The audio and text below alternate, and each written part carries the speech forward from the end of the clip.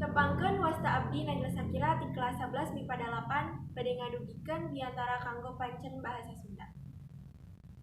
Assalamualaikum warahmatullahi wabarakatuh.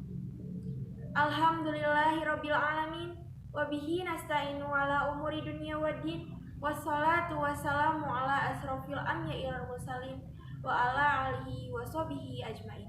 Amma ba'du. Langkung tipayun urang panjatkeun puji sinareng syukur kehadirat Allah Subhanahu wa taala anu entos masihan hidayah sareng inayahna ka urang sadaya.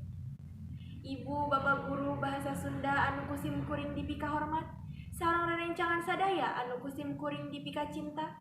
Dina waktos ieu sim kuring bade ngajelaskeun perkawis akibat nyalahgunakeun HP. Kiwari HP teh barang anu sadi dinten dianggo sareng dibutuhkeun ku urang sadaya. Seueur pisan mangpaatina HP teh. Di antarana kahiji HP salaku pakakas komunikasi jarak jauh. Anu kadua, HP didamel kanggo ngagampilkeun kahirupan jalmi. Anu katilu, HP oge didamel pikeun tiasa nyimpen-nyimpen data sareng tiasa dicanda ka mana-mana. Anu kaopat, HP oge miboga fitur internet. Tapi teu sakedik jalmi anu nyalahgunakeun HP.